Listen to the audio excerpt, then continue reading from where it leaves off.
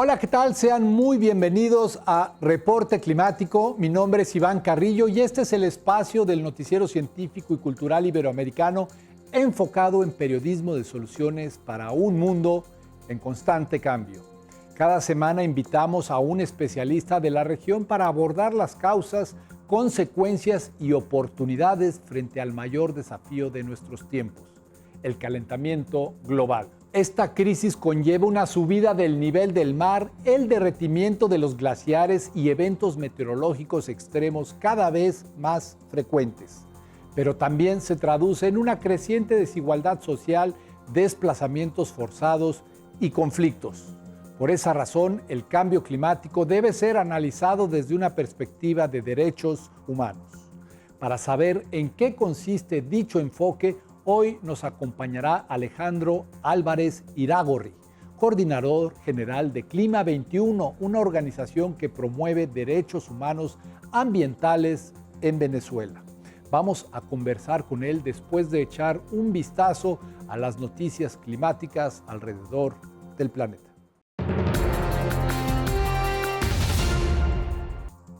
Más de la mitad de los resorts europeos para la práctica de esquí enfrentan actualmente un riesgo muy alto debido al cambio climático, y hasta un 90% sufrirán una escasez crítica de nieve en los próximos años si las tendencias de emisiones de efecto invernadero continúan como hasta ahora.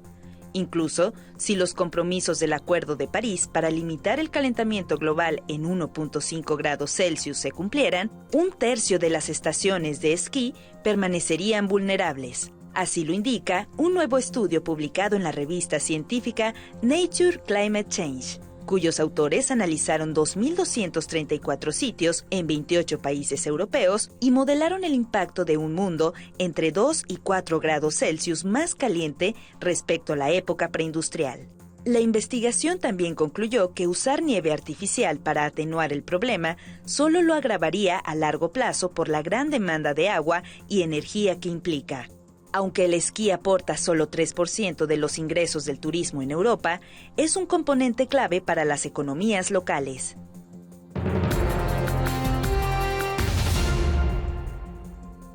Los ecosistemas están desplazándose debido al cambio climático, lo cual supone pérdidas económicas que recientemente fueron cuantificadas por país con base en su capital natural. Este se define como el conjunto de bienes y servicios que provee la naturaleza. Algunos, como la madera, son comerciables y otros, como los beneficios mentales de una caminata por el bosque, no tienen un valor en el mercado. De acuerdo con un nuevo estudio publicado en Nature, estos últimos se reducirán 9.2% antes de que termine el actual siglo. El capital natural de mercado también decrecerá, pero lo hará en una proporción de 1.3%. Bernardo Bastien Olvera, investigador postdoctoral de la Universidad de California, San Diego, y autor principal del análisis, explicó a Reporte Climático que el detrimento exacerbará las inequidades económicas entre países, ya que el 90% de los daños al Producto Interno Bruto se concentrarán en la mitad más pobre del mundo.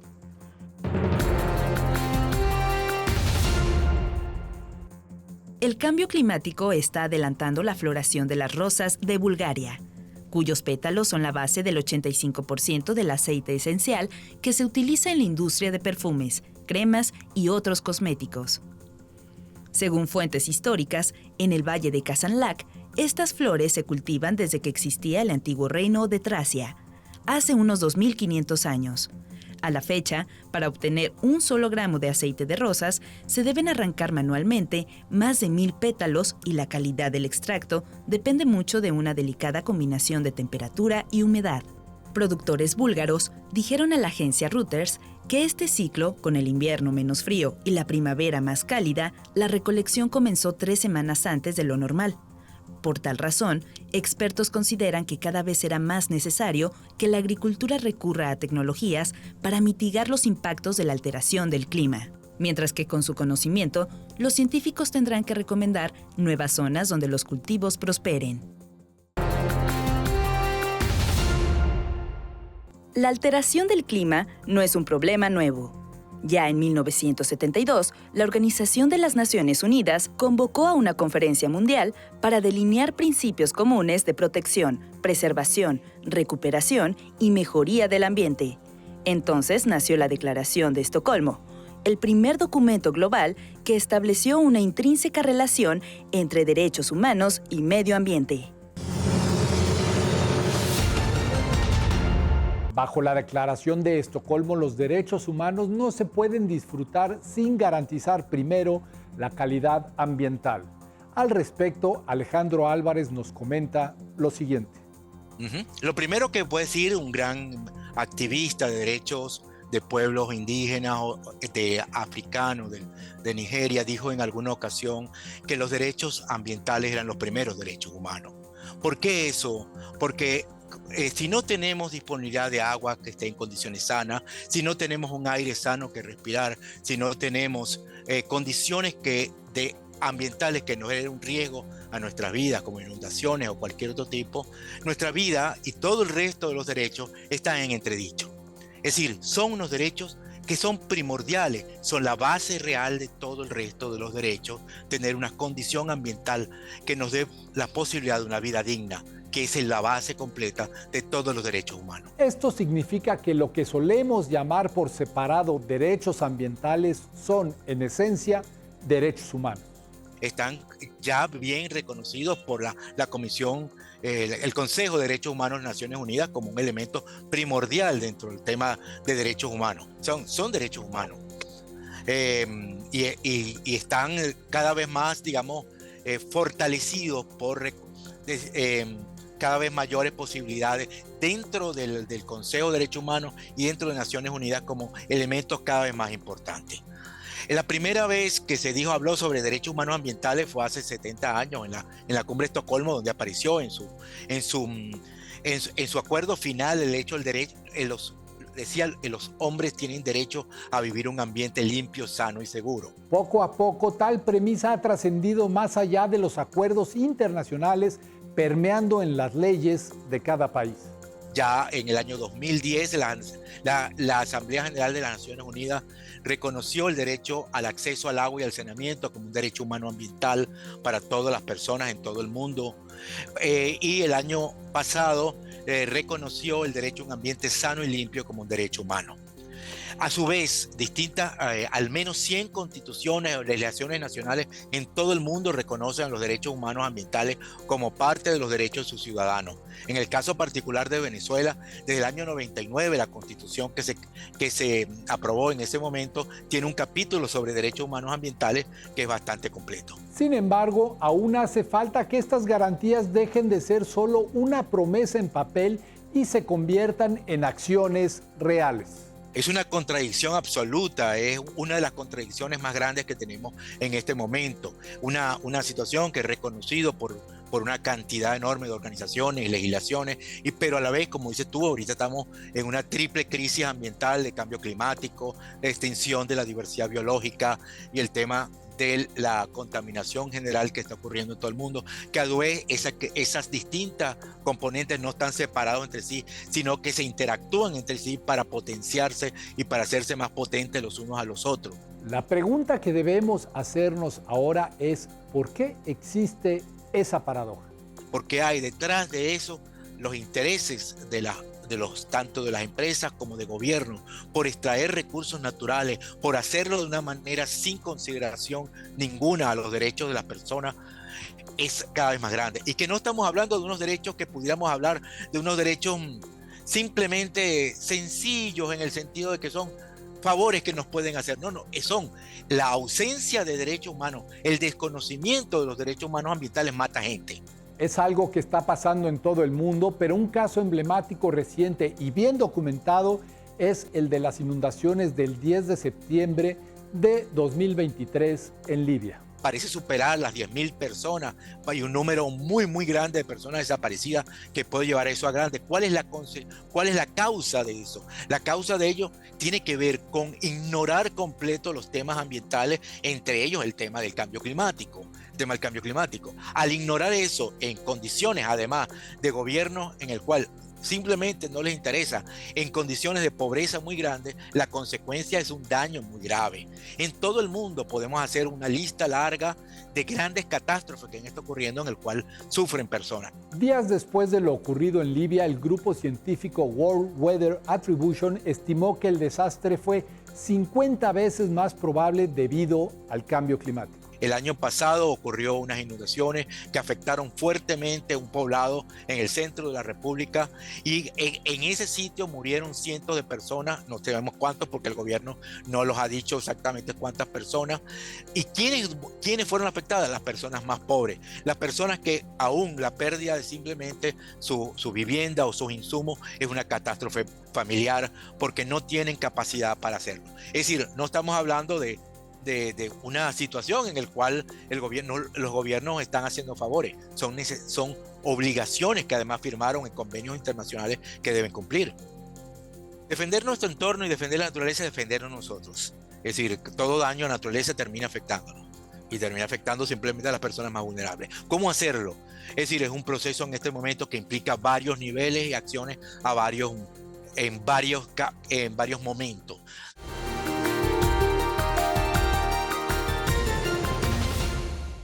Cada año, la mala calidad del aire derivada de la quema de petróleo, gas y carbón provoca a nivel global 7 millones de muertes prematuras, según datos del Banco Mundial.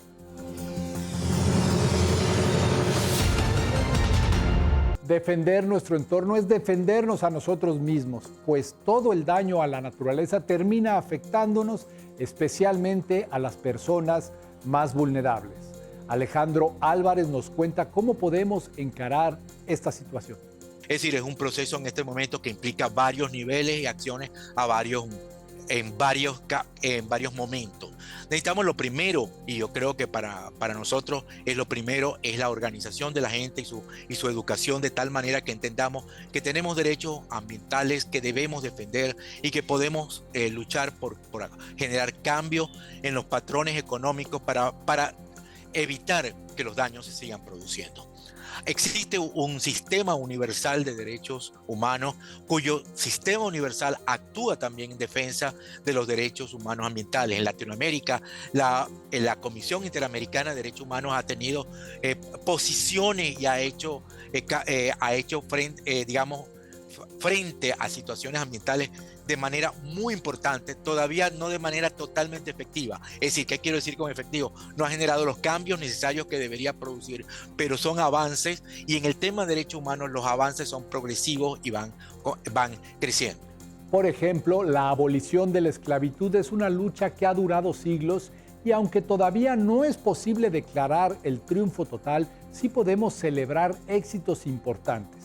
Algo similar sucede en el terreno ambiental. Quiero recalcar que no hay victorias definitivas, son grandes batallas a largo plazo, porque los intereses económicos son muy poderosos.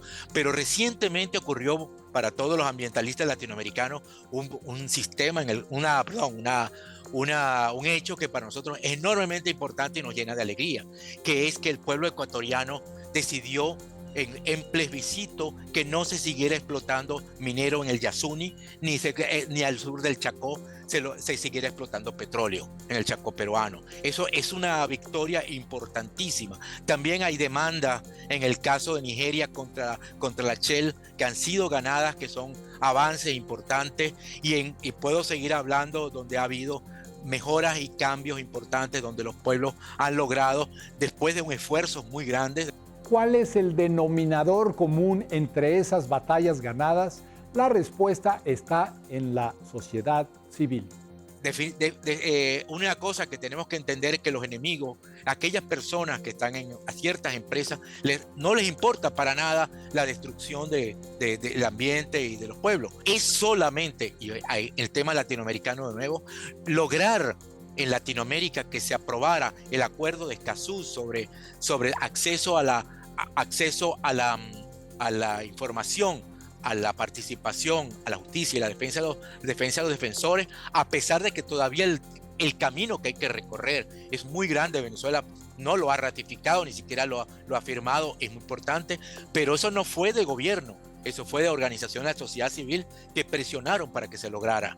Dicho documento es el primer tratado que contiene disposiciones específicas para la promoción y protección de las personas defensoras del medio ambiente en América Latina. El derecho a la información, a la participación y al acceso a la justicia son elementos prioritarios para poder defender el ambiente. Si tú no tienes información, si tú desconoces lo que está pasando, si tú estás simplemente muriendo sin saber las causas de la muerte, que puede ser como está ocurriendo en algunas partes de la Amazonía peruana o incluso de la Amazonía venezolana por el caso del mercurio, ni siquiera tienes información ni formación al respecto, simplemente no vas a poder defender tus derechos. Luego tienes que tener capacidad de poder participar en la toma de decisiones y luego poder llevar a los que están generando los daños, tienes que llevarlos ante la justicia y tiene que haber acceso a justicia efectiva. Escazú simplemente es un sistema que permite ayudar a los países, porque no está externo a las legislaciones nacionales, sino que está interno, ayuda a los países a poder organizar sus sistemas de información, de participación y de justicia en dirección a que cada vez sea más efectivo. Este tipo de instrumentos son muy útiles para la acción climática, pero no son los únicos que pueden ayudarnos. Así lo precisa Alejandro Álvarez. El primero es la organización de la gente. O sea, es la gente desde sus capacidades de base, en sus capacidades de actuación, son los primeros que pueden actuar porque son los que están sufriendo el problema y los que tienen conocimiento de situaciones. Y eso ha ocurrido, y en particular quiero hacer énfasis en el tema de Latinoamérica. En distintas partes de Latinoamérica han ocurrido que a partir de la acción de pueblos indígenas, pueblos afrodescendientes o simplemente poblaciones urbanas de menores recursos han actuado y han ayudado a que las cosas hayan cambiado. Pero tiene que haber un proceso de organización popular que sea capaz de fortalecerse y de organizarse, articularse con otras cosas. Un elemento particular que hemos tenido que aprender un poco a la fuerza aquí en Venezuela es que en Venezuela, que no lo hacía antes, que tenemos que articularnos con los problemas de toda Latinoamérica y del mundo para fortalecer nuestras capacidades internas, porque teníamos una capacidad interna pequeña. Ahora tenemos necesidad de articularnos con los distintos grupos que hay en el mundo. No todas las iniciativas terminan en un progreso a favor del ambiente. Como coordinador de Clima 21, Alejandro Álvarez ha sido testigo de una dinámica de avances y retrocesos. Llegamos al Acuerdo de París, que fue un avance extraordinariamente importante después de años de parálisis completo, después de los pequeños avances que habían ocurrido antes, y ya en este momento vemos cómo los lobbies petroleros tienen capacidad de gran poder, de poder incluso encauzar algunas de las discusiones. Los lobbies mineros y petroleros están ocurriendo y vemos además una situación que para mí me preocupa mucho. A mí realmente el tema de la dicotomía capitalismo-socialismo cada vez me resulta menos interesante, porque no me explica algunos temas de lo que están ocurriendo y me explica más el tema de democracia contra no democracia, ¿no? Incluso aquellos países donde se dicen tener democracia y en la práctica no lo son, ¿no? En la práctica no son, incluso hasta el país con la democracia más grande del mundo, los Estados Unidos de América, donde los retrocesos que han ocurrido en materia de democracia son enormes. A la vez nos encontramos en un capítulo de nuestra historia en la que nunca había sido tan fácil organizar. Tenemos un momento histórico extraordinariamente interesante, la existencia de una capacidad de tener comunidades globales a través del Internet. Y estamos comenzando a conectarnos de una manera. Esta entrevista no sería posible en otros momentos. Y tenemos que utilizar este poder de comunicarnos, articularnos, poder tener conexiones que antes hubieran sido extraordinariamente difíciles y costosas, para poder hacerlo, poder tener capacidad de aquellos que estamos siendo más vulnerados por las decisiones de gobierno, para poder incidir en la discusión internacional y poder decirle a la gente poderosa: oye, mira, no vas a poder hacer todo lo que quieres, pero porque va a haber gente que va a resistir. La caja de herramientas para encarar al cambio climático sigue siendo pequeña en comparación con el tamaño del problema, pero vale la pena saber lo que hay adentro y así poder sacarle el mayor provecho. La herramienta primera se llama educación. Mandela dijo que si quieres cambiar que el verdadero cambio ocurría a partir de la educación.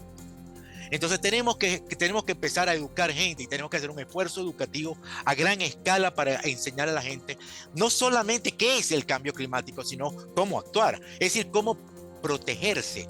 ¿Qué significa adaptación al cambio climático? Cómo un campesino, un indígena o una persona que simplemente tiene una finca con una serie de animales adentro, ¿qué significa para el cambio climático y cómo puede protegerse? Incluso como un empresario interesado puede entrar a defenderse, como un municipio puede hacerlo. Una segunda herramienta clave son los canales de participación ciudadana.